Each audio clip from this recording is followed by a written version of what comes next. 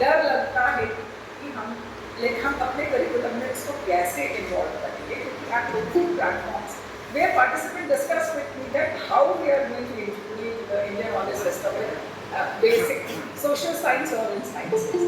हाँ, हमने अपने पढ़ा है पहले कि महाभारत में हमको मालूम है कि वो किस प्रकार से तीर चलाते थे या एक प्लेस से दूसरे प्लेस चले जाते थे, फिर वो अपना वेशभूषा बदल लेते थे, किसी और के मतलब आज वो मेल है तो कल वो फीमेल बन के आ जाते थे, ये सब हमने पढ़ा।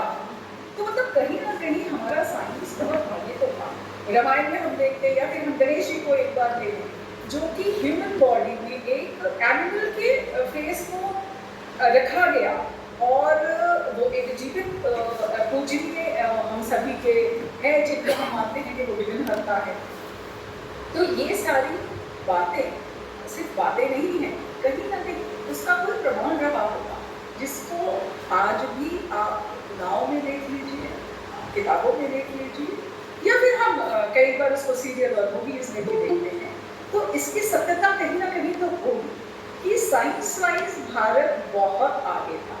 हाँ, उसका डॉक्यूमेंट नहीं है, जिसके चलते आज हमें ज़रूर दिक्कत है कि जब हम इसको इंटीग्रेट करेंगे तो पढ़ाएंगे कैसे। हम सभी को आदत हो गई है कि पहले की कुछ किताबें हम उसमें थोड़ा सा और आगे पहुँचे हैं, पूरा ही स्टार्ट करना is really difficult for us. लेकिन घबराने वाली इसलिए बात नहीं है क्योंकि एनईपी वैसे तो 2020 में बोला गया कि उसको इम्प्लीमेंट कर दिया गया है, लेकिन वो उसका शुरुआती फेज था और कोई भी चीज़ शुरू होती है तो उसको 10-15 साल क्योंकि वो शिशु अवस्था में है, उसको बढ़ने में समय लगता है। तो ग्रेजुअली हम धीरे धीरे इसको इंटरप्रेट करके इंटीग्रेट कर पाएंगे अपने मॉडर्न एजुकेशन में, जिससे मैंने ज़रूर कुछ उदाहरण अपने पहले में एक स्लाइड से आपको दिखा दूँ।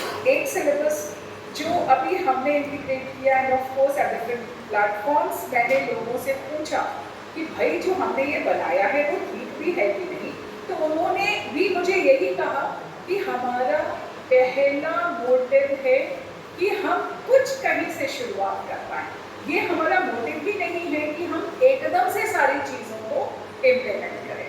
ये सिलेबस अगर आपको ये दिखाई दे रहा हो तो आप बताएंगे बेटर दिस इज क्लियर और नॉट। इसको हमने 6 सेमेस्टर में इंट्रोड्यूस किया है। Subject is public finance. आप सभी ने इसको सुना होगा, जो इकोनॉमिक्स वाले हैं वो पब्लिक फाइनेंस पढ़ते हैं, लेकिन हम सब जॉब वाले हैं, कहीं ना कहीं अर्निंग कर रहे हैं, तो ये फाइनेंस सिस्टम हम सब में आता है क्योंकि हम कहीं ना कहीं टैक्स हम सबको भरना है।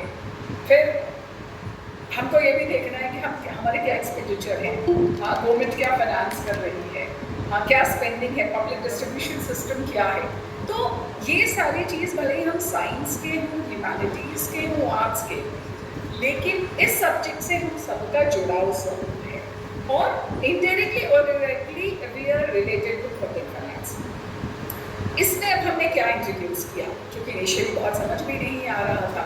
कुछ पैटर्न तो पहले से बना हुआ है सिलेबस में, उसमें हमने क्या डाला, इनकम टैक्स। अब इनकम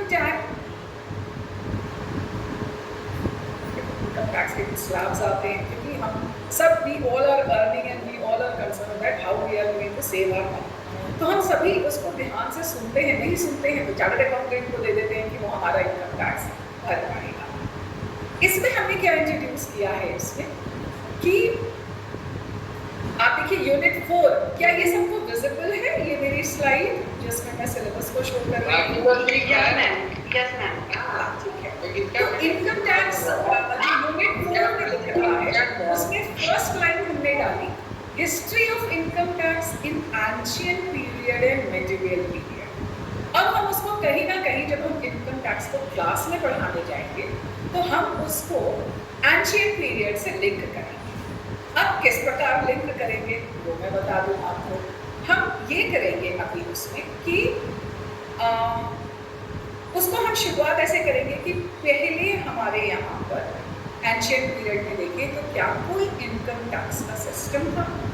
कौटिल्य आप सभी ने सुना होगा, जिसको विष्णुगुप्त भी कहते हैं और चाणक्य भी कहते हैं, हम सब इनका नाम जरूर सुनते हैं। इनके टाइम पर बड़ा ही सिस्टमैटिक टैक्स स्लैब आया। ठीक है, आया कि जो लोग 8 से देना चाहिए, खेती से रिलेटेड है उनको कितना टैक्स देना चाहिए।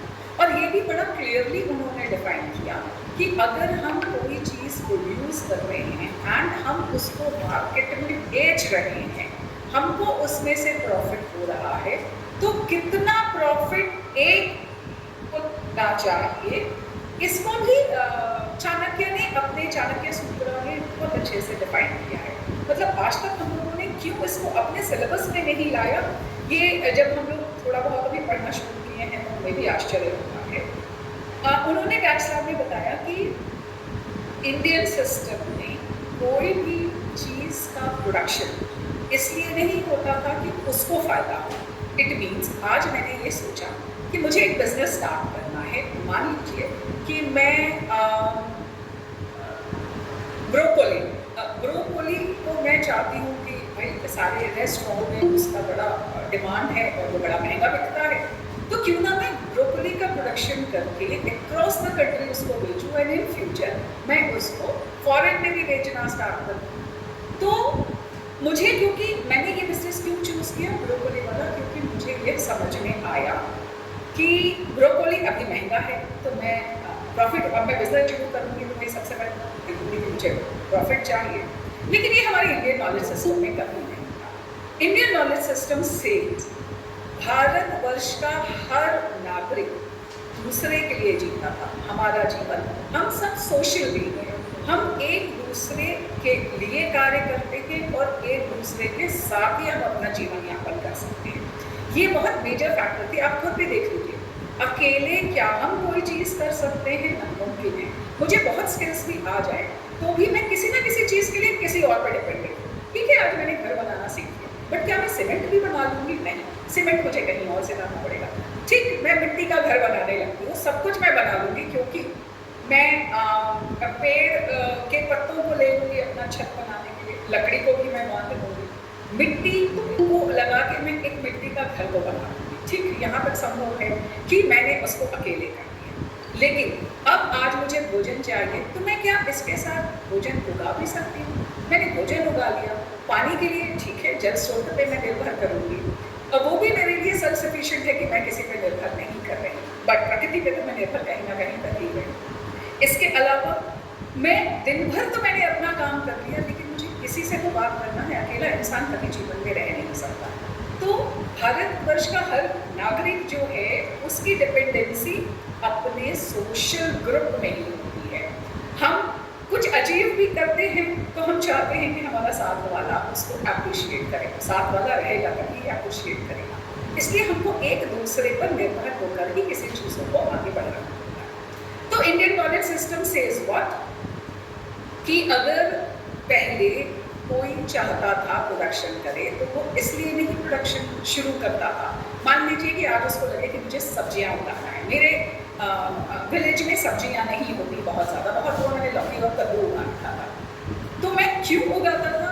अगर कहीं से डिमांड आई, अगर समाज का व्यक्ति चाहता है कि इस चीज़ का प्रोडक्शन हो, तब कोई पर्सन हिम्मत करके आगे बढ़ता था और वो प्रोडक्शन इसलिए करता था क्योंकि समाज में उसकी ज़रूरत है। वो कभी भी इसलिए नहीं करता था कि उससे उसको प्रॉब्लम। हमारा मेन थीम दूसरों के लिए जीना ही था, इसलिए शायद इतने सेल्फ सस्टेन थे हम लोग। और जो आज हम सुनते हैं लोगों को स्ट्रेस, एंजाइटी, तरह तरह की चीज़ें होती है, भारतवर्ष में इन सब चीज़ों का कभी नाम नहीं था, क्योंकि हम एक दूसरे के साथ, एक दूसरे के लिए और उसी को प्रोग्रेस करने में ही लगाते थे। कभी ये भेदभाव नहीं था कि वो बगल वाले का लड़का है तो हम उसको ना करें, अगर वो कुछ गलत कर रहा है तो पड़ोसी भी उसको टोक देता था कि बेटा, बेटी, इसको आप गलत मत करो। तो हमारा एक सामाजिक जीवन था और हमको इसी समाज में रहते ही हम प्रोग्रेस कर पाएंगे, जिसको हमको कहीं ना कहीं अपने करिकुलम में अटैच करना है, या फिर हम अपने क्लास में जब इसको पढ़ाएं तो इसके बारे में हम बता कर ही पढ़ाएं। अब मैं आपको कह रही थी कि चाणक्य सूत्र में इनकम टैक्स के बारे में लिखा है, उसमें बड़ा क्लियरली डिफाइन है। अगर आप अपने क्षेत्र के लिए कमा रहे हैं तो आप लागत 10 रुपये है तो आप सिर्फ 5% प्रॉफिट पर ही उस सामान को बेचें। एवरीथिंग वाज डिफाइंड तो आप उसको 5% पर ही बेचेंगे। मान लीजिए वो 10 रुपये की आपको लागत आ रही है सब कुछ लेके, तो 15 रुपये के ऊपर आप नहीं बेच सकते। प्रॉफिट भी अनलिमिटेड प्रॉफिट जैसा कुछ नहीं था, आपको 5% है। फिर चाणक्य सूत्र में ये भी लिखा हुआ है कि अगर आप अपने एरिया से बाहर, मतलब उस समय दूसरे विलेज को बाहर मानते होंगे, जो आज हम दूसरी कंट्री को या दूसरे स्टेट को मान सकते हैं, तो वो कहते थे कि अगर आपका प्रॉफिट 5% अपने एरिया में है तो बाहर आप 10% के ऊपर नहीं ले सकते हैं। अगर इस डिफाइंड चीज़ों से कोई अलग जाएगा या गलत करेगा तो वह दंड का भागीदारी होगा, उसको राजा दंड देता था कि आपने गलत क्यों किया। ये इसलिए ताकि एक डिसिप्लिन मेंटेन हो। अगर डिसिप्लिन मेंटेन नहीं होगा तो सिस्टम को चलाना बहुत डिफिकल्ट होता है। और जब अब हमने पढ़ना या पढ़ाना शुरू किया तो हम स्टार्ट ही करते हैं इकोनॉमिक्स एंड मे बी आप लोगों के जो सब्जेक्ट होंगे, तो हम ये बताते हैं कि हमको कोई भी चीज़ शुरू करनी है तो मेरा मोटिव प्रॉफिट होगा, बिना प्रॉफिट तो हम कभी करेंगे। तो हम इसको अब शिफ्ट करें, जो हमारी इंडियन नॉलेज सिस्टम कहती है कि हम कभी प्रॉफिट के लिए काम नहीं करते, हम हमेशा समाज के उत्थान के लिए कोई भी एक्शन करते हैं या कार्य करते हैं। और अब इनकम टैक्स को हमने एंशियंट से इससे ऐसे इंट्रोड्यूस करके, ऑफकोर्स जो आज इनकम टैक्स का स्लैब है मुझे उसको तो बताना ही पड़ेगा।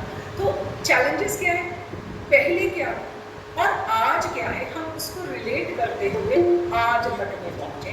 तो शायद हमको अपना करिकुलम इनिशियली तो नहीं करेंगे, 1-1.5 साल में नेचुरली हम उसको और पढ़ेंगे तो कुछ और एड ऑन कर पाएंगे उसमें, और हम धीरे धीरे अपने सिलेबस को इम्प्रूव करेंगे। वैसे भी गवर्नमेंट कहती है हर 3 ईयर्स में हमको अपने सिलेबस में मेजर चेंज लाना चाहिए। तो इनिशियली अगर आपने इतना बताया अपने करिकुलम में इंटीग्रेट करके, तो शायद हम 3 साल बाद कुछ और चीज़ें पढ़ पाएंगे, तो हम अपने सिलेबस को और बेहतर बना पाएंगे। और एम भी कोई बहुत जल्दी का नहीं है, 15-20 साल में शायद जो इंडियन नॉलेज सिस्टम के अकॉर्डिंग जो किताबें थी या जो शिक्षा थी उसको पूरा चेंज कर पाएंगे। यही हम मान के चलते हैं और धीरे धीरे हम इसको इंटीग्रेट करें। इसमें शायद हमको बहुत ज़्यादा बताना भी नहीं चाहिए। जो पार्टिसिपेंट है मेरा उनसे एक सवाल है, अगर वो इस पर बोल पाएंगे कि क्या आप लोगों ने अपने यहाँ पर कुछ सिलेबस में चेंज किया है जिसको आप इस ग्रुप में शेयर करना चाहेंगे, या अभी आप इन द प्रोसेस है कि आप इंडियन नॉलेज सिस्टम को अपने सब्जेक्ट या करिकुलम में ऐड कर पाएँ। कोई बताना चाहेगा कि आप लोगों ने क्या सिलेबस में अपने चेंज किया है कुछ? देसर मेरी आवाज़ आ रही है? यस मैम, आ रही है। हाँ, क्या आपकी कहीं पर कुछ चेंज हुआ है जिसको कोई शेयर करना चाहेगा इसमें? या आप अभी इनका प्रोसेस है, मतलब अगर प्रोसेस में भी है कि हम अभी अपने करिकुलम में डालने वाले हैं वो भी ठीक है।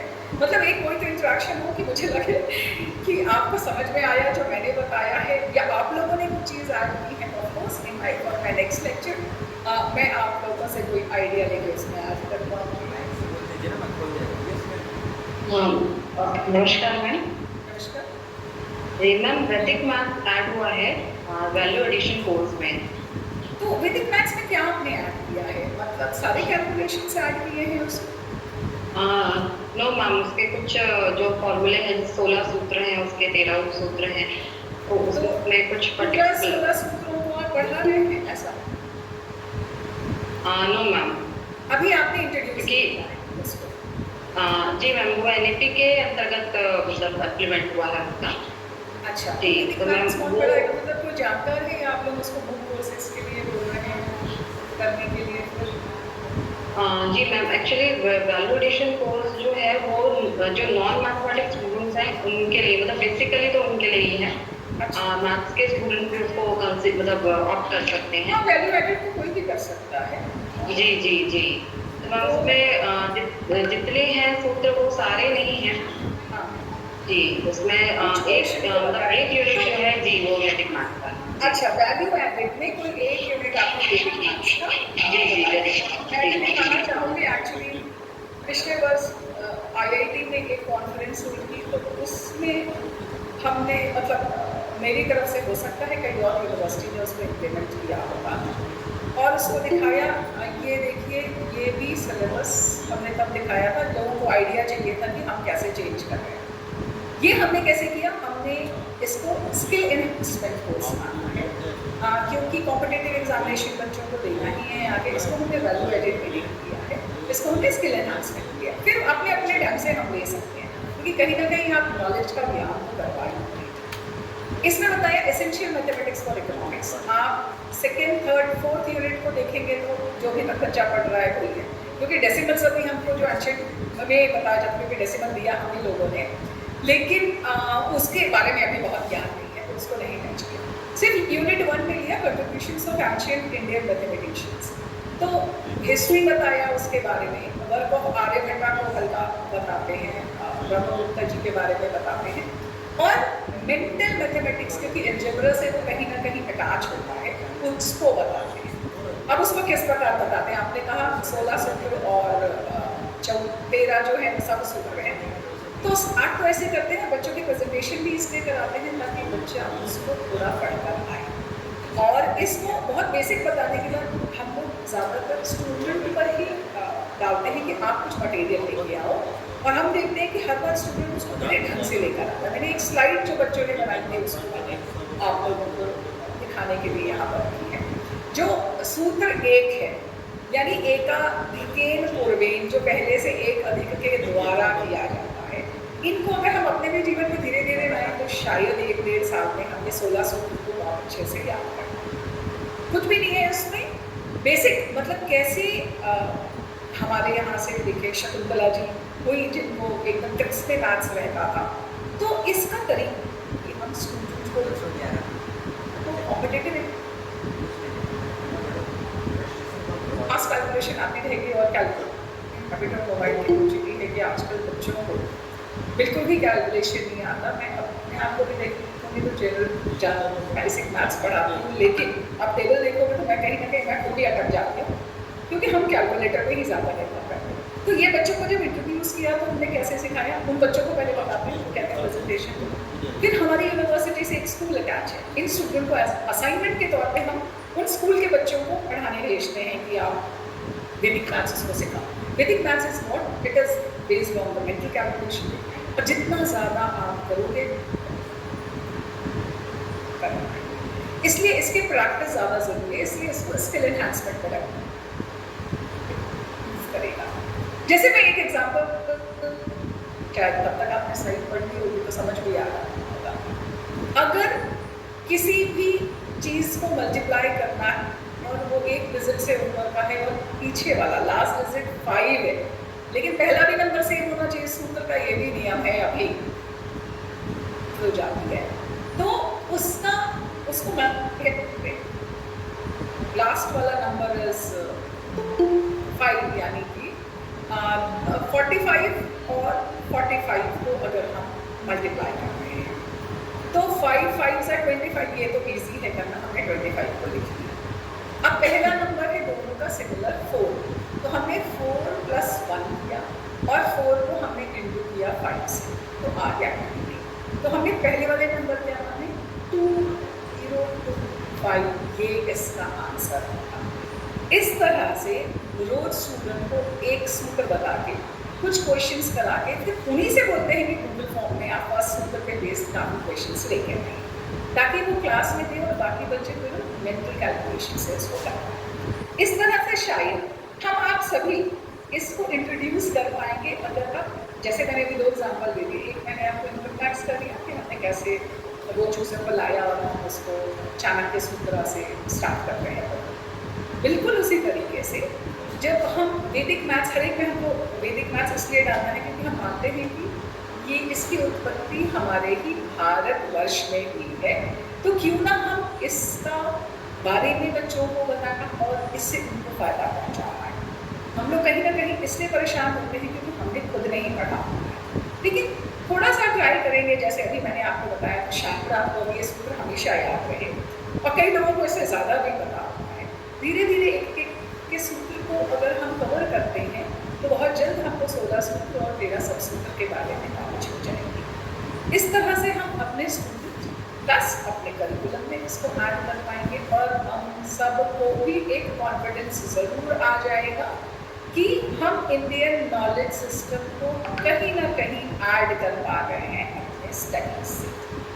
सो ये मैंने आपको अपने सिलेबस के बारे में बताया और अब मैं बेसिकली अपने लेक्चर से स्टार्ट कर रही हूँ कि ये क्या चैलेंजेस हमको आए जिसके बारे में हमने कहीं ना कहीं पूरा डिस्कशन किया ही है। एक साइट है, मैंने यहाँ पे साइट का लिंक आपको दिया है itsindia.org। ऑल्दो वो आज सुबह काम नहीं कर रही थी, लेकिन इसके कोऑर्डिनेटर हैं इंडियन नॉलेज सिस्टम के प्रोफेसर गंती मूर्ति जी, जो IIM इंदौर के प्रोफेसर हैं। और इसमें काफ़ी मटेरियल आप देखेंगे तो PDF के फॉर्म में और वीडियोस PPTs के फॉर्म में इस साइट पे दिया हुआ है। प्लस ये भी प्रमोट कर रहे हैं कि आपको अगर कोई बुक बनानी है, आपको किसी क्षेत्र में नॉलेज है या फिर आप जिस विलेज को बिलोंग करते हैं वहाँ पर कोई पुराने लोग हैं जिनको कोई नॉलेज है, जिसको आप एकत्रित करके PPT के फॉर्म में या PDF के फॉर्म में इनको देंगे तो they are giving some grant also, या प्रोजेक्ट भी दे रहे हैं, सेमिनार कॉन्फ्रेंसेस के लिए भी दे रहे हैं। इस वेबसाइट को आप विजिट करके अपने सब्जेक्ट से रिलेटेड कुछ मटेरियल को ले सकते हैं। एडिशनली ये जैसे एक FDP अभी हो रहा है, ये FDP भी करवा रहे हैं। तो हमको अगर अपने सब्जेक्ट में नॉलेज चाहिए और किसी और को ज़्यादा जानकारी है तो हम इसको विजिट करके उसका फ़ायदा ले सकते हैं अपनी नॉलेज को इन्हांस करने के लिए। तो मेरे ख्याल से आप लोगों ने इसको नोट कर लिया होगा, itsindia.org। अब अगर हम देखें ये इंडियन नॉलेज सिस्टम में इतनी सारी चीज़ें हैं जो सुनते तो आ रहे हैं, लेकिन हमको अभी बहुत ज़्यादा जानकारी नहीं है और हमको अभी टेंशन भी नहीं है। हम धीरे धीरे जानेंगे, हो सकता है 15 साल बाद सबको सब चीज़ें आ जाएं। हम इसलिए परेशान ना हो कि आज के आज हमको सब आना है, नहीं, हम पहले एक्सेप्ट करें कि हमें चेंज करना है और हम स्लोली इन सब चीज़ों को अपने करिकुलम में ऐड करेंगे। अब ये सारी चीज़ें भी आर्यभट्ट और भास्करा का नाम हमने सुना है जो मैथमेटिक्स और एस्ट्रोनॉमी के बारे में बताया। इनसे ज़्यादा अच्छा देखा जाए तो एस्ट्रोनॉमी के बारे में किसी को पता भी नहीं है। चरक संहिता हम सुनते हैं शस्त्र के बारे में जो मेडिसिन और आयुर्वेदा से रिलेटेड है, हमने बस सुना है, हमको बहुत जानकारी नहीं है। मैं ये भी नहीं कहती, हो सकता है आप में से कई लोग हैं जिनको उससे ज़्यादा जानकारी होगा। और पाठ्यक्रम अर्थशास्त्र जो हम पॉलिटिकल साइंस में भी देखते हैं लोग इसको यूज़ करते हैं और अब इकोनॉमिक्स वाले भी इसको कर ही रहे हैं, क्योंकि उसका नाम ही कौटिल्य अर्थशास्त्र कहीं ना कहीं अर्थशास्त्र से ही जुड़ा हुआ है। तो इन सब चीज़ों को gradually we can implement and integrate into our curriculum, जो कि आगे हमको बहुत शायद हम इंडियन नॉलेज सिस्टम को पूरा अडॉप्ट कर पाएंगे। मान के हमारा लक्ष्य 10 साल का है, कोई ऐसा भी नहीं है कि 2 साल में हमको सब कुछ कवर करना है। अब हम भगवद गीता, जिनको हम मानते हैं कि भगवद गीता सारे मैनेजमेंट स्कूल्स में भी इसके बारे में बताया जाता है और ये कहा जाता है कि आज के जीवन को कैसे जीना है, पूरा सार भगवद गीता में लिखा हुआ है। तो इसमें ये भी है कि कंटिन्यूस लर्निंग होनी चाहिए और ऐसा कल्चर हमको कल्टीवेट करना है कि कोई भी पर्सन हो वो हमेशा पढ़ता रहे, नई चीज़ों को ग्रास्प करे और उसका इम्प्लीमेंटेशन युगानुकूल। अब हम ये तो नहीं कह सकते कि भाई इंडियन नॉलेज सिस्टम है तो मोबाइल नहीं चलेगा, मोबाइल हमको हटा कर देना है, नहीं। हमारा कोई भी शास्त्र, हमारा कोई भी ग्रंथ ये कभी नहीं कहता है उसको एज इट इज फॉलो करना है। वो कहता है उसमें सारी बातें लिखी हैं, उसका इम्प्लीमेंटेशन आपके युग के अनुसार कैसा हो रहा है उसके बेसिस पे हमको करना है। तो अगर हम उसको पढ़ें और आज के परिप्रेक्ष्य में उसको एनालाइज करें तो हमको समझ में आएगा कि बहुत बातें, पता नहीं हम लोग इतने कैसे विद्वान थे जो आज हमारे पास उतनी बुद्धि नहीं है, लेकिन उन्होंने उस समय भी इन सारी बातों को इंक्लूड किया जो आज हमको हर क्षेत्र में, हमको कहीं डिसीजन लेना, हमको पढ़ाना हो, हमको बीमारी किसी की है वो उसका उपचार करना है, उसमें वो हर जगह से इम्प्लीमेंट हो जाता है। प्लस भगवद गीता में ये भी लिखा है कि नए नए स्किल्स को सीखना चाहिए आज क्या चल रहा है उस चेंज को एक्सेप्ट करना चाहिए, क्योंकि हम पुरानी चीज़ों को ही लेके नहीं चल सकते। युग में बदलाव होते हैं, उस बदलाव के अकॉर्डिंग हमको अपने सिस्टम में चेंज लाना पड़ता है। और हमेशा हम प्रमोट करें फॉर इनोवेशन, जो हमारी मेक इन इंडिया कहती है,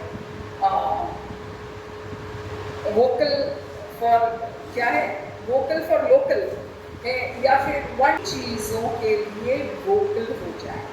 हम अपनी चीज़ों को या फिर जो प्रॉब्लम हमारे यहाँ है उसमें हम क्या इनोवेशन कर सकते हैं, इसको भी हम देखें। इन सबका साथ हमारे भगवद गीता में दिया है, प्लस ये भी दिया हुआ है कि अगर कोई कहीं प्रॉब्लम आती है तो हम उसको कैसे झेलेंगे या हमको उसको कैसे एड्रेस करना है, यानी फेस करने के बाद उसका सोल्यूशन कैसे लाना है, इसको भी बहुत अच्छे से डिफाइन किया हुआ है इन भगवद गीता। तो हमको बस अभी क्या चीज़ें जाननी है। बीइंग अ टीचर, मैं प्रमोट करूँ उस किताब को एज इट इज़ फॉलो ना करूँ, मैं अपने स्टूडेंट को नए स्किल्स के लिए प्रमोट करूँ, और वो क्लास में अगर बोल रहा है, कोई स्किल के बारे में बता रहा है, तो मैं ज़रूर उसको मोटिवेट करूँ। मैं एक एग्जाम्पल देना चाहूँगी। हम लोग बड़ा रोड लर्निंग पे, सारा जीवन हमारा रोड लर्निंग पे चला गया। एक ने दूसरे को बताया, कभी हमने क्वेश्चन नहीं किया, हमने वही याद किया।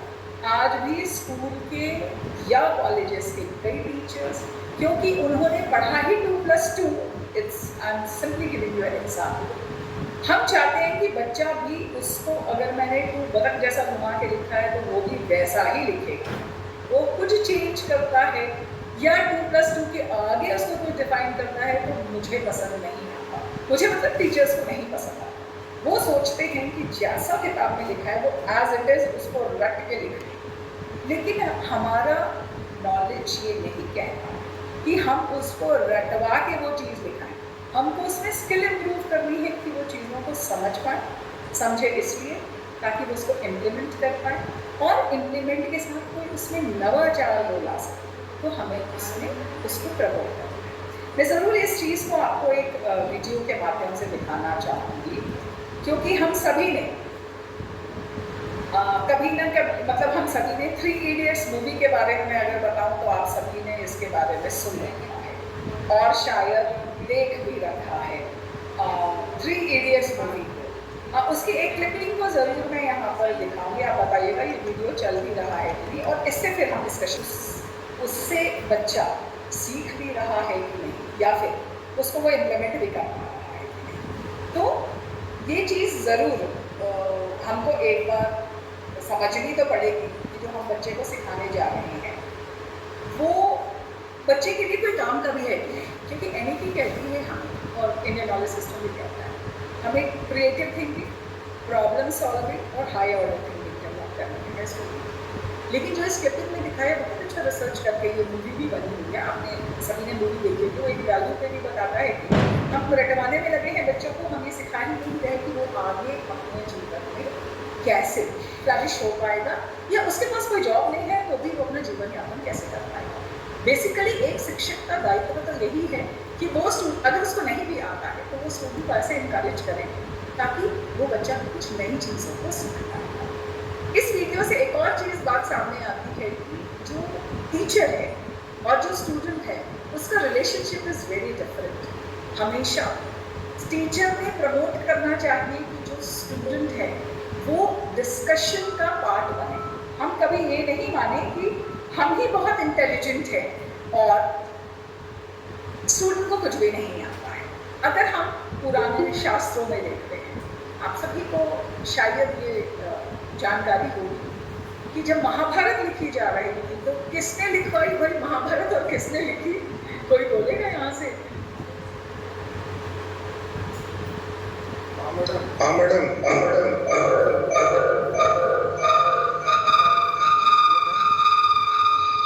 जी, महाभारत किसी ने बोल के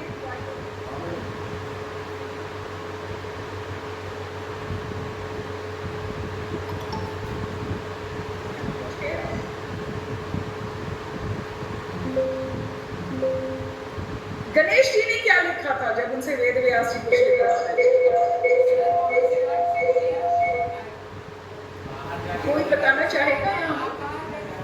गणेश जी लिख रहे थे और वेद व्यास जी उनसे लिखवा रहे थे। हाँ, तो इसके बारे में कुछ और भी जानकारी है क्या? डिम्पल जी, अगर आपका नाम है सही पढ़ रहे हैं। जी मैम। किसी को भी कोई जानकारी है तो एक बार शेयर करेंगे कि क्या हम लोगों ने आप लोगों ने कुछ स्टोरी में इसको सुन के रखा है। 2-3 बातें चलती हैं जब ये लिखा जाता है, क्योंकि वो गुरु और शिष्य के रिलेशनशिप को दिखाया गया है। बताया गया है कि भारतवर्ष में कैसा गुरु और शिष्य होना चाहिए। एक ये भी डिफाइन करता है, प्लस ये भी डिफाइन करता है उसको, कितना बड़ा ग्रंथ उन्होंने एक स्ट्रेच में बोल के लिखवाया और शिष्य ने उसको एक स्ट्रेच में बोल के लिखा। क्या इसकी किसी को भी स्टोरी पता है? कुछ भी जो आपको मालूम हो तो उसके बारे में अगर कोई यहाँ पर बोलना चाहेगा।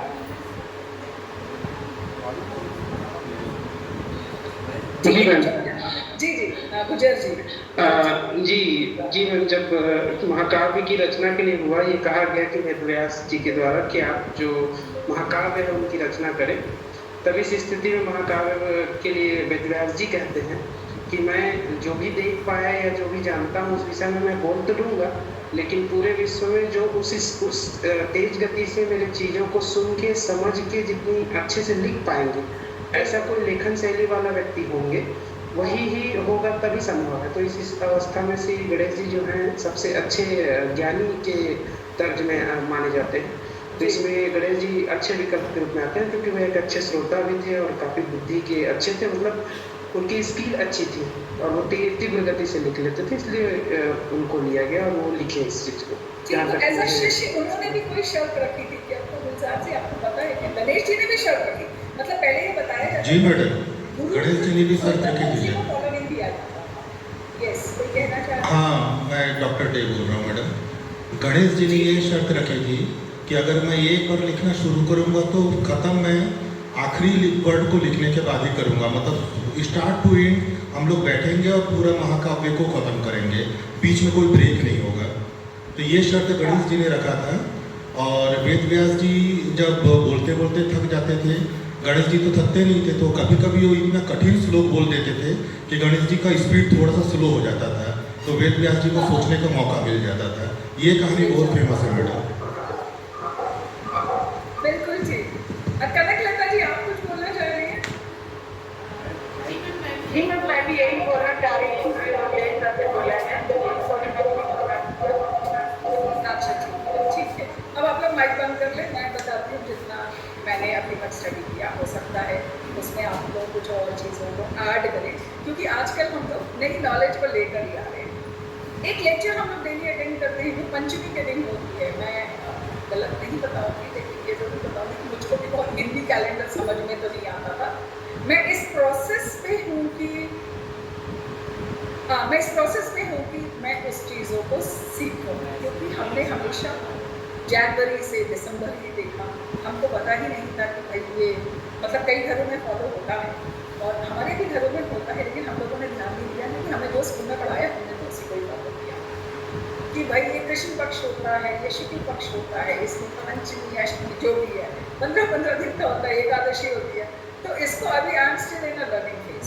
तो पंचमी के दिन हम लोगों को एक लेक्चर दिया जाता है अहमदाबाद, वहाँ की वाइस चांसलर खुद सुबह 6 से 7 बजे वो इस लेक्चर को दे रही है। उसी में मैंने सुना, तब तक तो मुझे भी बहुत छोटी बड़ी बातें पता थी।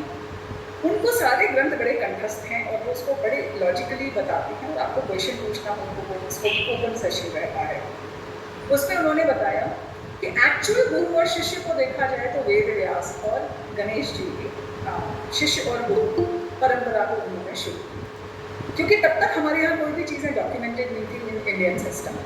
सब कुछ मंत्र होते थे जो कहते हैं कि हमारे पूरे पृथ्वी पे या विश्व में वो लहराते थे हवा के साथ। इनको इस मतलब जो वो मंत्र है उन वाणी को लिपिबद्ध का काम दिया गया वेद व्यास जी। सब ने बोला कि भाई अब लोगों की जो क्षमता है वो अब कम हो रही है याद रखने। आप देखते होंगे, आप जैसे हम लोग अभी ये रिसर्च करवा भी रहे हैं, ज़रूर इनिशियल लेवल पे आप भी अपने एरिया में इसको करवा सकते हैं कि पुराने मतलब जो जनजातीय समाज है वो कहीं ना कहीं हम अपने भी जीवन में देखेंगे। तो पहले गीत एक बहुत बड़ा माध्यम होता था। मतलब शादी ब्याह में आप देखेंगे तो गीत सब अपने मतलब जो जहाँ की बोली है उस बोली में हम लोग बोलते थे, और उस बोली में बहुत बातें होती थी, क्योंकि वो गीत के माध्यम से याद रखते थे। गीत बोलने की परंपरा इसलिए थी, जो भी चीज़ ऐड हुई वो गीत में ऐड करते जाते थे, यानी लोगों के नाम भी। इसमें गाली की परंपरा होती है, पूरे खानदान का नाम लिया जाता है ताकि आपको खानदान का नाम याद रखें। इन गीत और बोलियों का मेन माध्यम था, क्योंकि कहीं कोई चीज़ लिखित नहीं थी, उसको आप याद कैसे करोगे? तो गीतों के माध्यम से। और ये सारे फेस्टिवल्स आप हिंदू धर्म में देखेंगे, कोई ना कोई फेस्टिवल हर सेकेंड डे रहता है, और उस फेस्टिवल को बड़ा विधिवत हो, गीत लेखनी, कोई कल्चर, कोई ट्रेडिशन से वो फॉलो करवाते हैं, ताकि हम अपनी पुरानी परंपराओं को, अच्छी परंपराओं को भूल नहीं पाए। वेद व्यास जी को यह कार्य सौंपा गया कि जो भी अभी लिपिबद्ध नहीं है आप उसको लिपिबद्ध करें। एक ये बहुत बड़ा कार्य उन पर था ही। अब उनको था कि इसको वो पढ़ तो लेंगे, क्योंकि वो मंत्र समझ सकते थे, उनको इतना बुद्धिमान बताया गया। ये कार्य उनको कहा जाता है कि भगवान ने दिया कि भाई अब आपका डॉक्यूमेंटेशन स्टार्ट करिए। तो इन्होंने बोला मुझे एक ऐसा व्यक्ति चाहिए जो मैं जब बोलूँ तो वो उस भाव में समझे, क्योंकि हम भी बुक में देखिए एक ही डेफिनेशन को हम 4 लोग पढ़ेंगे तो हम 4 लोग डिफरेंट अर्थ लगाते हैं। वेद व्यास जी को ये बताया गया कि उनके पास ये शक्ति थी कि जिस भाव से उस मंत्र को लिखते हैं वो उसी भाव से उस मंत्र को समझ सकते हैं। उन्होंने कहा जब मैं मंत्र बोलूँ तो जिस भाव से मैं समझ रहा हूँ उस भाव से लिखने वाला उसको भूल जाए। तो उन लोगों ने कहा ठीक है। अब गणेश जी से अच्छा कोई पर्सन था ही नहीं, उनको बुलाया गया कि आपको इनका शिष्य बन के ये बोलेंगे और लिखेंगे। लेकिन गुरु शिष्य की परंपरा देखिए, आप पहले भी यही रखी, गणेश जी ने भी शर्त रखी, वेद व्यास जी ने रखी, तो गणेश जी ने भी शर्त रखी। ऐसा नहीं था। आज कई बार होता है हम लोगों को बड़ा ईगो आ जाता है, हम सोचते हैं स्टूडेंट कैसे जवाब दे सकता है। ये चीज़ नहीं होनी चाहिए, ये हमारे कल्चर में नहीं है। गणेश जी ने बोला ठीक है मैं लिखूंगा तब तक जब तक कि आप रुकेंगे नहीं, मतलब आपको लगातार लिखना है। मैंने एक बार अपनी पेन रोकी आपकी वजह से तो मैं लिखना छोड़ दूंगा।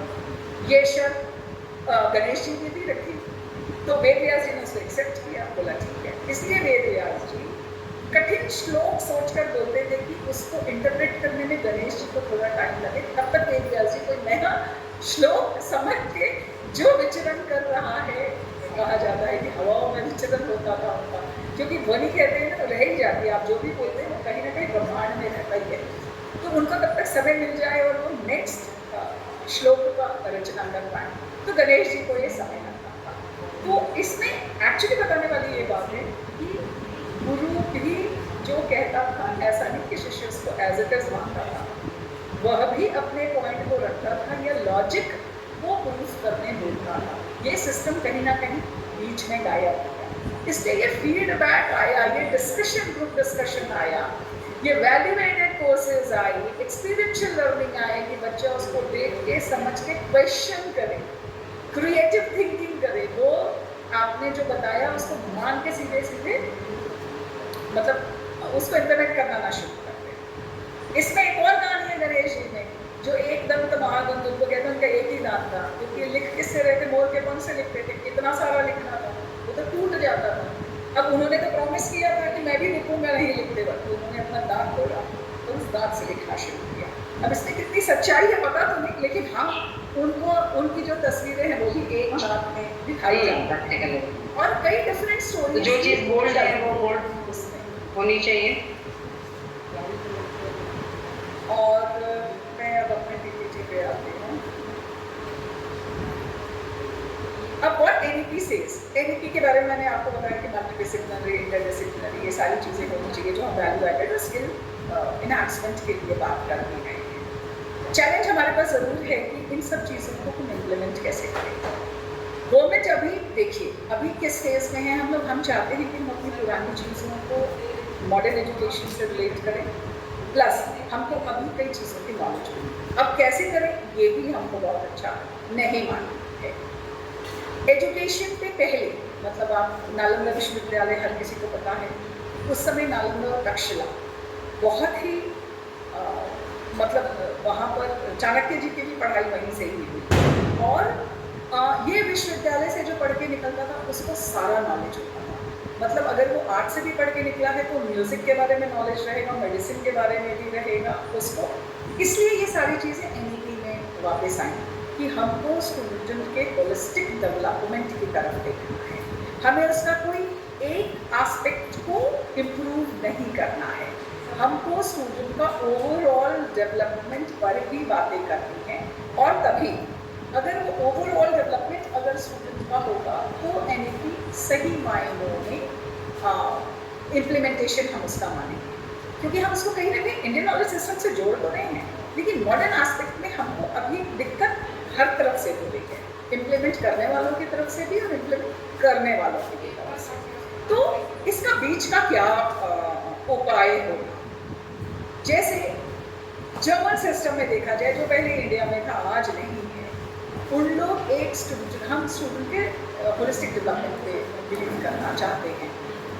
जर्मन कंट्रीज में स्टूडेंट जब नर्सरी में पहली क्लास में एडमिशन लेता है, क्योंकि वहाँ पॉपुलेशन कम है, इस गवर्नमेंट के लिए संभव है, वो तब से बच्चे की ट्रैकिंग रखते हैं। ट्रैकिंग इन द सेंस उसका इंटरेस्ट क्या है और वो क्या करना चाहता है। बाकायदे एवरी ईयर उसका इवैल्यूएशन होता है, 3rd 4th तक वो आता है तो ये समझ में आ जाता है कि ये इंक्लाइन, मान लीजिए कारपेंटरी की तरफ, उसको उसी में एजुकेशन मिल जाता है। उसको यहाँ वहाँ भटकाया नहीं जाता है कि अभी तुम सोच लो, पहले कॉमर्स ले लो, फिर तुम आर्ट्स ले लो, फिर तुम जाके डिसाइड करो कि मैं वोकेशनल कोर्स करके जॉब करने लगूँ। ऐसा नहीं, वो बच्चों का पूरा एनालिसिस डे 1 से करते हैं, जब से वो स्कूल में आ जाता है, और उसका पूरा ट्रैक उसके कॉलेज तक रहता है। उसके इंटरेस्ट के अकॉर्डिंग उसको सब्जेक्ट्स ऑफर किए जाते हैं।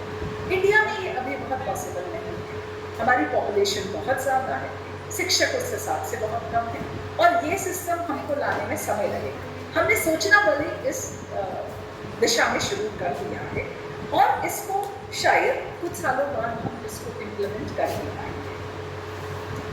अब ऋग्वेदा में भी ये चीज़ लिखी हुई है, आगे आपने शायद ये श्लोक सुना होगा, आनो भद्रा कर्तव्य यज्ञ विश्वका। हमको हर तरफ से लर्निंग की जो भी नॉलेज आ रही है, हमको उसको एक्सेप्ट करना है। ये एनईपी भी कहती है। तक्षशिला और नालंदा का देखें तो उसमें ये ज़रूर था कि हर स्टूडेंट को हमको हर ब्रांच ऑफ नॉलेज देना है।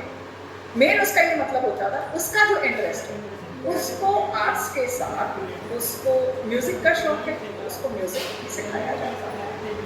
बच्चे पे छोड़ा जाता था कि वो किस दिशा में जाना चाहता है। आप देखिए गुरुकुल परंपरा देखिए, क्या होता था, जो घर से लोग बाहर जाके गुरु के पास रहते थे, गुरु उसको पूरा नॉलेज देता था। आपको किस प्रकार से भोजन बनाना है, किस प्रकार से आपको शस्त्र सीखने हैं, और एग्जामिनेशन पैटर्न क्या होती थी, एक दिन जब उसको लगता था सारे शिष्य तैयार हैं, तो वो एक दिन उनके आपस में कंपटीशन करता था कि भाई लोगों को ये समझ में आ जाए किसको कितनी नॉलेज है। ये ऐसा नहीं था कि रोज हम इंटरनल टेस्ट, यूनिट टेस्ट और सेमेस्टर एग्जामिनेशन में ही फंसे रह जा रहे हैं। आज शायद ये चैलेंज हमारे लिए ये भी है, जो सेमेस्टर सिस्टम आया है, शायद टीचर्स आप सभी यहाँ पर बैठे हैं, आप ये समझ पाएंगे, जब तक हम पढ़ाना शुरू ही करते हैं वो एग्जामिनेशन 2-2 महीने तो एग्जामिनेशन और एडमिशन में चला जाता है। बच्चे को हम पढ़ा ही क्या पाते हैं, प्लस टीचर खुद भी उसको बहुत अच्छे से प्रिपेयर नहीं है। एक ये चैलेंज तो है ही है, तो हम उसको और एक्स्ट्रा नॉलेज कहाँ से देंगे। फिर अब गुरु की बात ये भी है, गुरु कभी भी पहले इस पर डिपेंड ही नहीं करता था कि वो जो पढ़ा रहा है वो इनकम के लिए पढ़ा रहा है। अब इसको आज के ज़माने में लाना तो डिफ़िकल्ट है। पहले गुरु सिर्फ नॉलेज देने के लिए होता था, और जो समाज उसको जो भी दीक्षा देता था वो उसको एक्सेप्ट करता था। उसका मेन मोटिव अपने शिष्य को पढ़ाना रहता था, जो इंडियन नॉलेज सिस्टम का बेस है। और इसको अभी इम्प्लीमेंट एज इट इज़ कराना इज़ नेक्स्ट टू इम्पॉसिबल, क्योंकि ये भी फैक्ट है कि किसी को अपना घर चलाना है, जो कि पहले संभव हो जाता था, जो आज की डेट में हम देखें तो शायद ये संभव उतना नहीं हो पाता है। तो हमको अब क्या करना है, गुरु को भी थोड़ा चेंज होना है, नॉलेज अपनी बढ़ानी है, क्योंकि एनईपी कहता है कि आपको क्रिएटिव लर्निंग करनी है। भगवद गीता में ये लिखा है कि आपको कंटिन्यूस लर्निंग करनी है। और पहला एंड आखिरी, हमको लर्नर्स इनेबल बनाने हैं, क्योंकि वो एम्प्लॉयबल भी नहीं है। हमको ऐसे शिक्षा दे देना है कि जब वो पढ़कर हमारे विद्यालय, विश्वविद्यालय या हमारे कॉलेज से बाहर जाएगा, वह अपना जीवन यापन कर पाए, वो जिस भी दिशा में जाए उसको ये कॉन्फिडेंस होना चाहिए कि मैं कुछ ना कुछ कमा के अपना घर चला लूँगा। तो ये एक मेजर फैक्टर है जो एनपी हमसे कहती है, और ये कहीं ना कहीं हमारे पुराने इंडियन नॉलेज सिस्टम के बेस में भी यही बातें लिखी हुई थी। ये इसको तो मैंने आपको बता दिया है। और नेक्स्ट इज स्किल को हम कैसे इंटीग्रेट करेंगे। तो हमको फ्यूचर स्किल सिखानी है इसलिए जिसमें सब लाइफ स्किल आ जाए, उसको ये पता हो कि आज भाई इसका पैर टूट गया तो वो क्या कर सकता है, वो हर चीज़ के लिए किसी पे डिपेंडेंट ना रहे। इसलिए स्टूडेंट को हमको इतना एक्सपर्ट बनाना है। ज़रूर जो हम मल्टी डिसिप्लिनरी और GEC SEC में अभी हमको लगता है कि हम कहीं अटके हुए हैं, शायद वो बहुत जल्दी सॉल्व हो जाएगा, क्योंकि मूक और स्वयं और ये कुछ प्लेटफॉर्म्स हैं जो मैं आपको दे रही हूँ, इसमें कई ऐसे स्किलिंग इन्फॉर्मेशन है जिसको स्किल को इम्प्रूव करने के लिए स्टूडेंट इसको ज्वाइन कर सकता है और अपने स्किल को वो इन्हांस कर सकता है।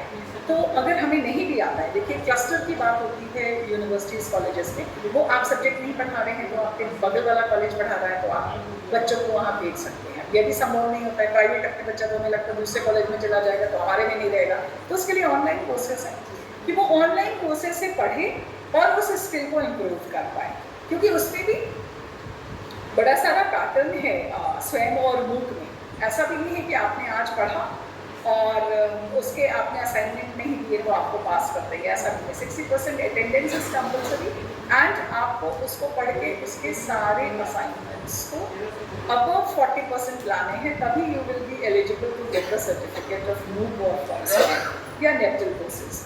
तो ये भी हम अपने स्टूडेंट से करवा सकते हैं। मतलब अगर हम उनको एक्स्ट्रा स्किल दें, ऐसे कई सारे प्लेटफॉर्म्स हैं जो प्रैक्टिकल स्किल बेस्ड एजुकेशन करा रही है और हम अपने कॉलेजेस में वो नहीं बता पा रहे हैं। We can promote our student to join this programme. मैं आपको बता दूं कि अभी मूक वालों ने स्टार्ट किया है for our university. I am not aware of this thing, क्या सभी यूनिवर्सिटी पे वो लागू हो रहा है, लेकिन आपकी यूनिवर्सिटी बात करेगी इन हायर एजुकेशन को वो लागू कर दिया जाएगा। क्योंकि एक बड़ा ब्लॉकेज आ रहा था, जो गरीब बच्चे हैं वो 1000 रुपये स्वयं या मूक कोर्सेज के कैसे देंगे। हमारे यहाँ पे उन्होंने सिस्टम किया है कि वो मूक कोर्सेज को फ्री ज्वाइन कर देगा, सारे कोर्सेज करेगा, उसके जो मार्क्स आएंगे वो हमको वो डिस्प्ले करेगा और इंटरनल मार्क्स जो एंड सेमेस्टर एग्जामिनेशन होगा वो यूनिवर्सिटी कंडक्ट करेगी। उसमें बच्चे को पैसा नहीं लगेगा और वो डिजिटल प्लेटफॉर्म पे यानी डिजी लॉकर से इसके ABC पे वो क्रेडिट ऐड हो जाएंगे। आप समझे कि वो क्या होगा, बच्चा ज्वाइन करेगा कोर्स फ्री ऑफ कॉस्ट, वो सिर्फ इंटरनल एग्जामिनेशन देगा, वो फाइनल एग्जामिनेशन उसकी नहीं देगा मुझे से, इसलिए उसको पेमेंट की ज़रूरत नहीं पड़ेगी। वो फाइनली जो कोर्सेज करके रखेगा वहाँ से उसके जो मार्क्स हैं उसको वो प्रोड्यूस करेगा इन द यूनिवर्सिटी।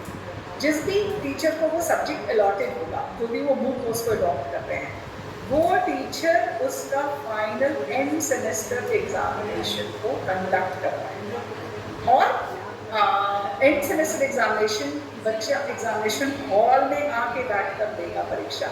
उसके मार्क्स और जो मूक में इंटरनल मार्क्स मिलेंगे वो दोनों ऐड होकर उसमें मिलेगा। तो आप देखिए जो एक्स्ट्रा चीज़ें जो हमको सिखानी है स्टूडेंट हमें नहीं आती है, मूक में बहुत सारे फ्री कोर्सेज हैं, हम उसको ज्वाइन करवा सकते हैं और इस तरह से यूनिवर्सिटी से कोलैबोरेट करके हम स्टूडेंट को ये एक सुविधा दे सकते हैं कि वो एक्स्ट्रा किन चीज़ों को लर्न कर पाएगा। तो ये एक बहुत अच्छी सुविधा हमको मूक और स्वयं के माध्यम से मिली है, जो आप अपनी अगर आप अपनी यूनिवर्सिटी में बात करके इसको इम्प्लीमेंट करा सकते हैं फॉर स्टूडेंट्स। तो पैसे वाली जो बात है वो भी नहीं आएगी। मेरे ख्याल से जो इंडियन नॉलेज सिस्टम पे मुझे आप सबको बताना था उसको मैंने अभी आपको कई चीज़ें बता दी हैं और मैं आपको एक और चीज़ ऐड करना चाहूँगी कि स्टूडेंट की होलिस्टिक डेवलपमेंट के लिए आप किस प्रकार से कुछ प्रयोग कर सकते हैं अपने यहाँ पर और स्टूडेंट का आप क्रिएटिव थिंकिंग या फिर उसके जीवन यापन के लिए आप अभी उसको कॉलेजेस में कैसे प्रिपेयर कर सकते हैं। वन डिस्ट्रिक्ट वन प्रोडक्ट के बारे में हर किसी ने सुना होगा, आपके भी एरिया का कोई ना कोई एक product one district one product में आता हो। मैं आपको एक एग्जाम्पल छत्तीसगढ़ के सूरजपुर जिले का, बैकुंठपुर सूरजपुर बहुत मेरे ख्याल से दूर नहीं है, सूरजपुर में एक कॉलेज में, ये है माध्यमिक, दिस इज विद्यालय, सॉरी, शासकीय उच्चतर माध्यमिक विद्यालय विकासखंड सूरजपुर। यहाँ पर जो आदिवासी बेल्ट की बच्चियाँ हैं वो पढ़ती हैं इस स्कूल में, और उन लोग 2-3 चीज़ें बनाती हैं। ये टेंगा बोरा, ये मैंने नेट से निकाला था, ये तो खट्टी भाजी, आप देखते होंगे गर्मी के टाइम पे ये उग जाता है, इसको खाओ तो थोड़ा खट्टा लगता है। इसकी ये अगरबत्तियाँ बना के, पहले इनका इंस्टाग्राम में अकाउंट भी था। अभी जब मैंने उनसे पूछा पिछले हफ्ते, तो पता लगा कि अब उन लोग उतना सप्लाई नहीं कर पा रहे हैं जितनी डिमांड आ रही है इन प्रोडक्ट्स की, लेकिन स्टूडेंट लोकल लेवल पे इसको बना के अपने आसपास वाले इलाकों में इसको बेच रहे हैं। ये टेंगा बोरा आप नेट पे सर्च करेंगे तो आपको मालूम चलेगा इसकी प्रॉपर्टी। इसको अगर हम पीस कर पीते हैं तो एंजाइटी लेवल को ये कम करता है, कहीं ना कहीं बीपी को ये कम करता है। आप अभी भी, हम अपने आप को बड़ा एडवांस मानते हैं, लेकिन हम जनजातीय समाज से बात करेंगे तो वो अभी भी प्रकृति से जुड़ा हुआ है, वो बहुत ज़्यादा मॉडर्नाइज नहीं हुआ है, लेकिन उसकी से ज़्यादा है। आप उनकी महिलाओं या बच्चों से बात करेंगे, उनको सब आता रहता है, खाना बनाने से लेके भाजियाँ पहचानने, पेड़ औषधि पहचानने से लेके बहुत सारी स्किल्स उनको आती हैं, जो हम मॉडर्नाइजेशन के चक्कर में कहीं ना कहीं भूल गए हैं इन चीज़ों को। वो ये मानते हैं इस फूल को सुखा के अगर जलाया जाता है घर शाम के टाइम पे तो भूत भागता है। अब उनके कहने का तरीका हुआ भूत भागता है, लेकिन ये एंजाइटी और डिप्रेशन को कम करता है, जो भी इसमें प्रॉपर्टी है, इसको पीने से भी या फिर इसके धुएं को सूंघने से भी। तो ये बहुत ज़्यादा फेमस है। जब वो देखते हैं कि किसी को कोई प्रॉब्लम होने लगी, शायद इसका बीपी लो हो जाता होगा, तो ये लोग इसको पीस के चटनी की तरह भी इस्तेमाल करते हैं या फिर अगरबत्ती की तरह इस्तेमाल करते हैं। ऐसी कोई छोटी चीज़ें अगर हमारा गांव के पास लोकेटेड है कॉलेज या शहर में है, आप अगर बच्चों को प्रमोट करेंगे, मैं इसके पहले शंकराचार्य महाविद्यालय भिलाई छत्तीसगढ़ में जो है, मैं वहाँ पर करीब 25 साल मैंने काम किया।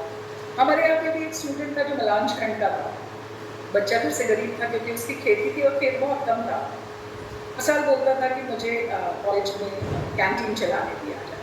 कैंटीन आप सबको पता है कॉलेजेस में बहुत ज़्यादा चल नहीं पाती क्योंकि स्टूडेंट इतने आते ही नहीं हैं आपके लिए, तो हम लोगों ने उसको दिया फ्री ऑफ कॉस्ट कि आप चलाओ। वो बच्चे ने उसी से पैसा इकट्ठा किया, प्लस वो इफ्टा से जुड़ा हुआ था, इससे डिफरेंट प्लेटफॉर्म्स पे वो नाटक करता था। इससे धीरे धीरे बिजनेस स्टार्ट किया। आप छत्तीसगढ़ में अभी पता करेंगे तो Jagannath Sahu is a very big event manager now, जो कि हमारे यहाँ पर 2012 में BBA में पढ़ा था, बाद में उसने MA इंग्लिश भी की हमारे यहाँ से। तो उसे कैंटीन में डिफरेंट टाइप ऑफ डिशेस पहले उसने स्टार्ट किया, फिर वो बच्चों को जो छोटे छोटे नाटक करवाता था। उसके बाद उसने क्विलिंग स्टार्ट की, वो पेपर होता है कहने बना के वो कैंटीन में उसको भी रखना स्टार्ट किया, ताकि उसकी इनकम जो है वो जनरेट होती जाए। ऐसे करते करते उसको एकदम से लगा कि वो ये सारी चीज़ों को हैंडल कर सकता है। छोटे छोटे पहले बर्थडे पार्टीज उसने ऑर्गेनाइज करे, अब वो बड़े बड़े शादी ब्याह करवाता है, और उसको गाना डांस, क्योंकि वो नाटक से जुड़ा हुआ था, उसके पास वो ग्रुप है, खाना खाने का वो शौकीन था, तो किट उसकी पहचान। अब वो एक बहुत बड़ा, मतलब उसको कहीं इंडस्ट्री खोजने नहीं गया जॉब के लिए, वो अपनी इन सारी चीज़ों को ये जोड़ के आज पूरा सक्सेसफुल इवेंट मैनेजर। तो शायद अगर हम कहीं ना कहीं प्रमोट करते हैं अपने स्टूडेंट को, तो ये सारी चीज़ें भी हम स्टार्ट कर सकते हैं अपने यहाँ। और छत्तीसगढ़ में शायद आपको जानकारी होगी, CG कॉस्ट है जो कि प्रमोट करता है for patenting, for projects, for seminars, जो सोशल कॉन्ट्रीब्यूशन उसका कहीं ना कहीं हो या फिर एनवायरनमेंट से रिलेटेड हो। अगर इन सब चीज़ों के हम जाते हैं तो हमें वहाँ से फंड मिलता है। उसमें उन लोगों ने देखा कि एक बच्चा तालाब में हमेशा जो तेल के पीपे होते हैं, स्टील के नहीं होते, सॉरी, वो पीपे शायद लोहे के पतले पीपे आप देखते होंगे जो बड़े बड़े पहले जिसमें पानी रखा जाता था, उसमें उसको जोड़ के, और साइकिल की जो टायर्स खराब हो गई थी उसको फ्लैप जैसा बना के वो साइकिल जैसा चलाता था पानी में। पहले तो लोग हंसते थे। ये बात पहुँचे CG कॉस्ट में पहुँची, क्योंकि वहाँ के एक साइंटिस्ट ने हम लोगों को बताई वो चीज़। उनको लगा इसने कुछ नया इन्वेंशन किया, हम सब कभी ये समझ ही नहीं पाते, हम उसको खेल खेल में ले लेते हैं। और उस बच्चे के उस प्रोडक्ट को लोगों ने पेटेंट किया, क्योंकि वो आश्चर्य हुआ कि ये इन छोटी चीज़ों को जोड़कर इसको ये नाव जैसा कैसे बना दिया। वो साइकिल जैसा उसको चलाता था तालाब में, वो तो उसने खेल खेल में बनाया। ऐसे कहीं ना कहीं हम अपने स्टूडेंट को अगर प्रमोट करते हैं तो आप देखें हमारे स्टूडेंट में कोई ना कोई स्किल ज़रूर है जिसको वो अपने बिजनेस में कर सकता है। जैसे हम लोग अपने कॉलेजेस में क्या करते थे, स्टूडेंट को हम दिवाली के टाइम पे कहते थे कि आप गांव से दिए ले, उनको सस्ते मिलते थे 50 पैसे पे एक, उसको वो हल्का डेकोरेट करके 2-2 रुपये में बेचते थे, मार्केट में वही 4 रुपये में मिलता था। टीचर्स एंड स्टूडेंट वहीं से खरीदने लगे। कम से कम उसको एक बिजनेस का आइडिया हुआ। उसी में से कई आपके यहाँ भी स्टूडेंट होंगे, कई चॉकलेट्स बना के बेचते हैं, कई केक बना के बेचते हैं। उसका बिजनेस का एक सेंस तो हमने डेवलप किया, या हम उसको एंटरप्रेन्योरशिप के तरफ कहीं ना कहीं लेकर गए। यही बात हमारी इंडियन नॉलेज सिस्टम कहती है, हमको उसको सेल्फ सफिशिएंट बनाना है। वो कोई भी कार्य करे, वो अपने जीवन यापन के लिए पढ़ाई के बाद खुद देखे। हमको उसको इंडस्ट्री सेटअप करके हमें उसको कोई जॉब दिलाने की उतनी ज़रूरत ना पड़े। मिल जाए वेल एंड गुड, नहीं मिले तो वो अपना खर्चा चला सकता है। ऐसा स्किल हमको उसमें डेवलप करके देखना है। यही सारी बातें हैं जो हमको अपने करिकुलम में ऐड करके, या फिर हम इसको ज़रूर प्रमोट करते हैं या हम अपनी क्लास में बताते हैं। तो हमारा मेन है क्या है, स्टूडेंट में problem solving, creative thinking, innovation and invention लाने वाली भावना हमको जागृत करनी है। प्लस हम जो पहले पढ़ते हैं, मतलब जो हमारे ग्रंथ में दिया है, हमारे काव्य में दिया है, उनको हम कहीं ना कहीं बोलना शुरू करें। हमारे कई विद्वान हैं, गार्गी जी, मतलब वो काफ़ी सारे लोग हैं शक्ल, उनके बारे में बताना शुरू करें। क्योंकि हमारी पाश्चात्य वाली जो किताबें आ गई, हम उसी को फॉलो कर रहे हैं। तो हम धीरे धीरे जो भारतवर्ष की बातें थी उनको हम बताना शुरू करें। जितना हमको अभी पता है उसमें हम भी अपनी नॉलेज को ऐड करते हैं। तो मैं एक वीडियो से एंड करूँगी, बहुत स्मॉल वीडियो मैं दिखाऊंगी आपको आखिरी में। ये भी एक जस्ट एक आइडिया है कि आप कैसे स्टूडेंट को बता सकते हैं या कोई चीज़ क्लास में करवा सकते हैं। उसके पहले अगर इस ग्रुप में पार्टिसिपेंट को कुछ मुझसे पूछना हो तो the stage is free and open, you can ask anything, and I will end my lecture with that video, which will give you one more idea that how you can promote your students to do something new, which maybe like in future वो उनके जीवन यापन के लिए सबसे महत्वपूर्ण हो। हमारा काम एक इनकरेजमेंट ज़रूर है स्टूडेंट के लिए, क्योंकि एक शिक्षक बहुत अच्छा मोटिवेट कर सकता है किसी भी स्टूडेंट। और जो मैंने आपको कुछ चीज़ें बताई हैं इसमें, इंडियन नॉलेज सिस्टम कैसे हम मॉडर्न एजुकेशन की तरफ लेकर जाएंगे, जो कौटिल्य अर्थशास्त्र और भगवद गीता से भी रिलेट करके अपनी डिस्कशन में ये बात आई। मुझे लगता है कि आप अपने सिलेबस में इसके अकॉर्डिंग कुछ चेंज करेंगे, या कर लिया होगा तो उसको कैसे अडॉप्ट करेंगे, वो भी शायद आपके लिए हेल्पफुल होगा। आप कुछ पूछना चाहें तो पूछ लें। I will and my lecture with that video. मुझे क्वेश्चन करना मैम। हाँ बोलिए मैम। जैसे आपने 3 इडियट्स का एक वीडियो दिखाया जिसमें मशीन के बारे में उसने एक तो रट के बोला और एक ने अपना ओपिनियन दिया कि इसको मशीन कहते हैं। तो वही चीज़ अगर हम अपने बच्चों को सिखाते हैं कि अपने लैंग्वेज में कि ये चीज़ ऐसा होती है करके, लेकिन वो बात उनको किताबी ज्ञान ही समझ में आती है मैम। अच्छा, लेकिन मुझे बहुत अच्छे से, मैं अपना एग्जांपल दूँ तो मुझे वो जो डेफिनेशन वो बोल रहा था इतना डिफिकल्ट, मुझे तो समझ ही नहीं आता था अपने टाइम में भी। मैं हमेशा उसको ईजी फॉर्म के आती थी एग्जामिनेशन में, क्योंकि आप कितना रटोगे, कितने डेफिनेशंस रटोगे, फाइनली आपको समझना ज़रूरी है। तो क्या हो सकता है जिन बच्चों की आप बात कर रहे हैं शायद 100% बच्चे ऐसे नहीं होंगे, उनको शायद घर से पढ़ाया जा रहा होगा। कई बार होते पेरेंट्स बहुत इंटरेस्टेड होते हैं कि ये जो किताब लिख के दिखाओ, और वो रट के आते हैं और उसको लिख देते हैं। आज की डेट में आप समझोगे, do you think this type of definition से हम उसको मतलब समझा पाएंगे? तो जी मैम, वही अभी का एनपी का दौर है, तो एनपी को अभी सेकेंड सेमेस्टर है। मैं बच्चों को मतलब एग्जाम्पल के थ्रू समझाना चाहती हूँ, लेकिन वो जो है किताबी जो ज्ञान होती है ना, वही चीज़ उनको समझ में आती है। कैसे उनको मतलब सिखाऊँ कि ये चीज़ जरूरी है और इस टाइप से तुम सीखो करके। आप एग्जाम्पल दो और उसको गेम या एक्टिविटी में इन्वॉल्व करो। जैसे हम कैसे कर, मैं एक एग्जाम्पल और देती हूँ, हम कैसे करते हैं उसको। हो भी सकता है कि ये मतलब सब जगह कारगर हो, मैं ये भी नहीं कहती कि सब जगह हो या ना हो। जैसे उसको क्लास में बुलाया, आपने कम्युनिकेशन में बहुत अच्छा इसको सुना होगा। हमने उनको एक डेफिनेशन दी, एक बच्चे को बोला भाई तुम दूसरे को क्लास के बाहर कर दिया सबको, एक को बुलाया, ए जो है वो पहले बी को बताएगा, बी वही डेफिनेशन को सी को बताएगा, सी उसी डेफिनेशन को रट के पूरे सेंटेंसेस, मान लीजिए कि वो लिवर पुली क्या वो मशीन के बारे में बता रहा था वैसा, थर्ड फोर्थ फिफ्थ तक सारे शब्द गायब हो जाते हैं, उसको याद ही नहीं रहता क्योंकि इतना डिफिकल्ट है इसको समझना। लेकिन उसी को फिर हम दोबारा दिखाते हैं कि हाँ आप उसको ईजी ले लीजिए। Machine is what which will like आपके काम को आसान बना देगी। ऐसे बताते हैं तो मैक्सिमम लोग एक जैसे होंगे, तो उनको ऐसे एग्जाम्पल देते हैं कि आप उसके अर्थ को समझोगे तो लॉन्ग टाइम तक याद रखोगे। जैसे उसने समझाया फैन इज मशीन, क्योंकि तुम्हारा काम आसान कर दी, गर्मी लग रही है तो पंखा चला दोगे आप तुरंत, तो आपको हवा आने लगेगी। इस तरह से समझाएंगे मशीन जो हमारे कार्य को आसान करे उसे मशीन बोलते हैं, न कि वो उसका लंबा चौड़ा हम डेफिनेशन पुली लेबर फैन और पता नहीं क्या चीज़ होते ऐसे ऐसे करके इन्वॉल्व करते हैं। प्लस हम उसको कुछ और गेम्स के थ्रू करवाते हैं, क्योंकि डेली देख के आपको भी पढ़ाना बोरिंग लगता है, हमको भी। मैं इवन लेक्चर्स भी देती हूँ तो मैं वीडियो खोज के लाती हूँ कि शायद मैं ऐसा मानती हूँ कि सब लोग उसको ध्यान से देखेंगे, लगातार बोलते रहेंगे तो लोग उसको नहीं सुनेंगे, ऐसा मेरा मानना है। हो सकता है आप उसको डिफर करें, क्योंकि सारे बच्चों का परसेप्शन तो अलग होता है, पार्टिसिपेंट भी अलग तरीके से समझते हैं उसको।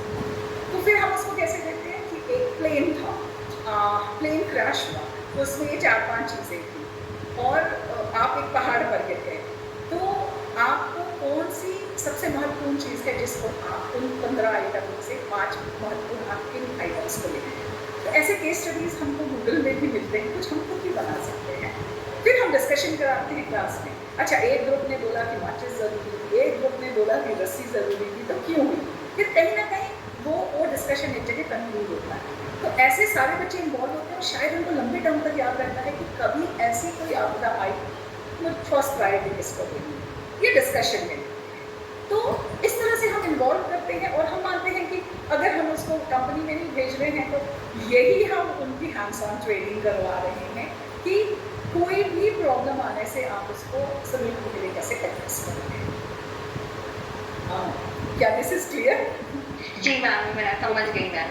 और कोई मतलब आप उसको इंटरेस्टिंग वे में करेंगे तो देखिए, हमेशा क्लास में अगर 100% है, आज भी लोग 100% है, तो शायद 60% को मेरी बात अच्छी लगेगी, 40 को भी अच्छी लगेगी।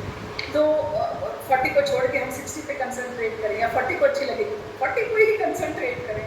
जो हमारी ट्रेनिंग सभी होती है, जो मैंने आपको बताया पंचमी में लेक्चर होता है, वो तो हमको ही बताते हैं कि अगर 1% मान रहा है तो आप 1% के साथ ही चलो, धीरे धीरे धीरे करके आप जोड़ोगे और चेंज ला पाओगे।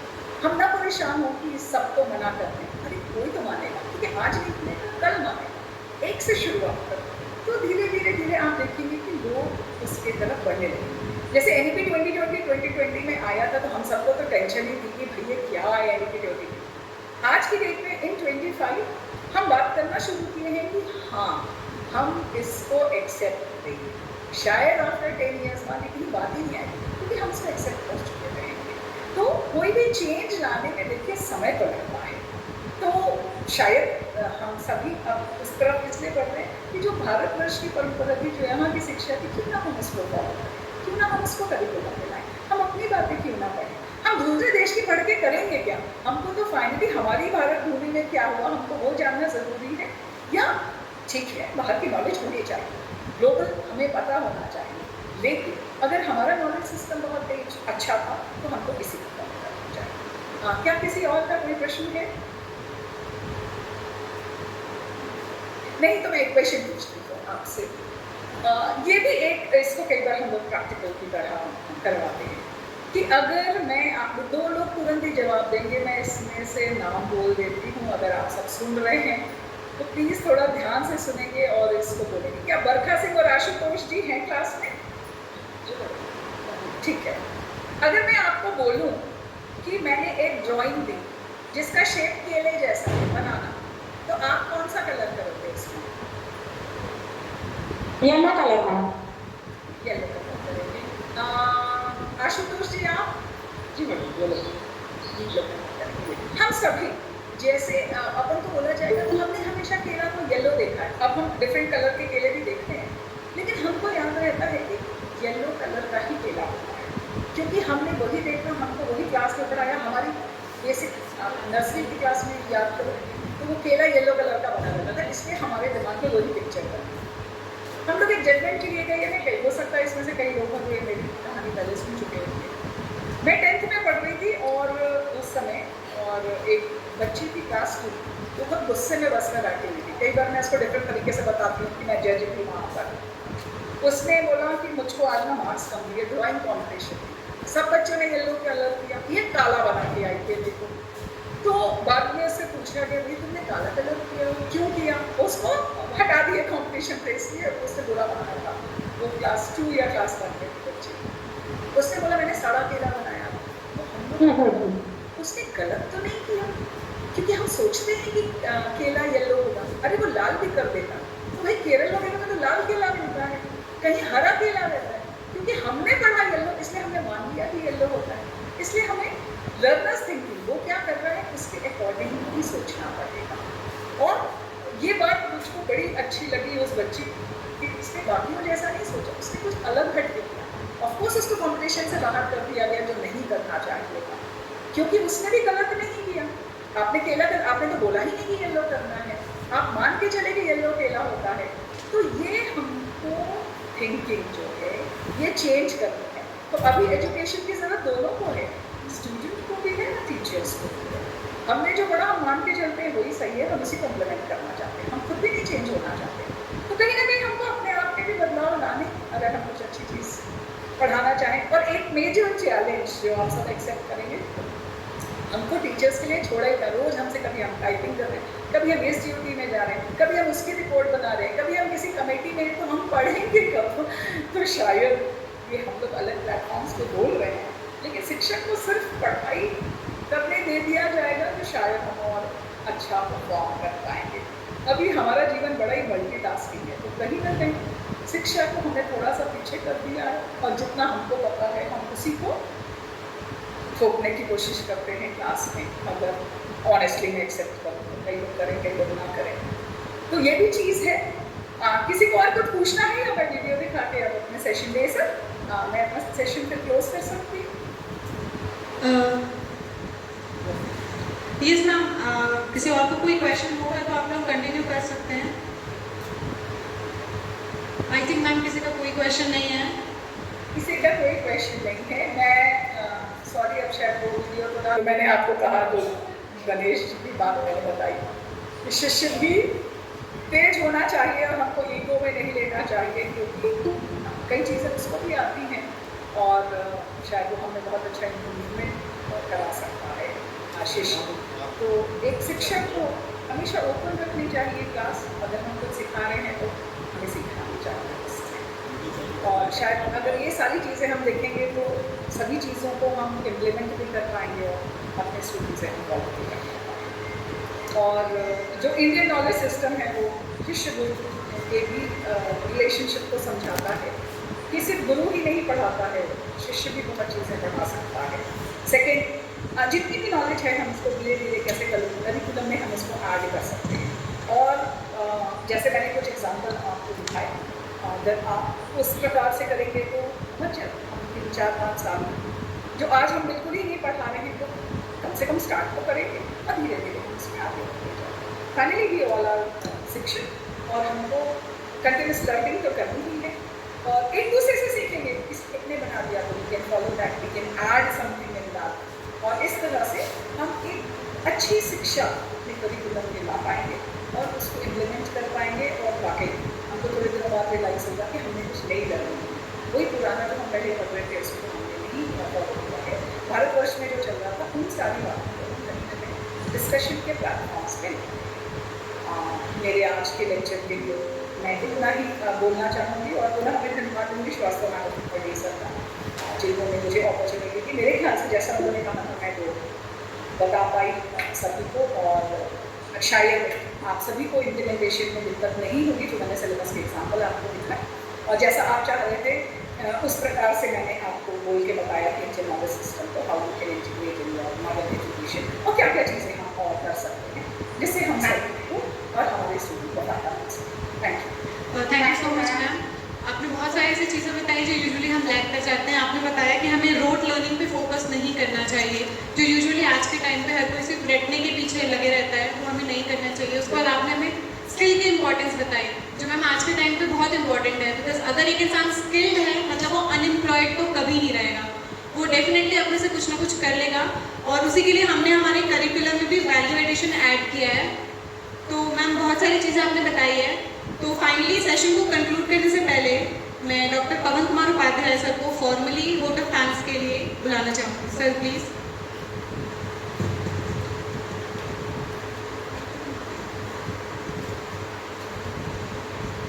Thanks Richa ma'am.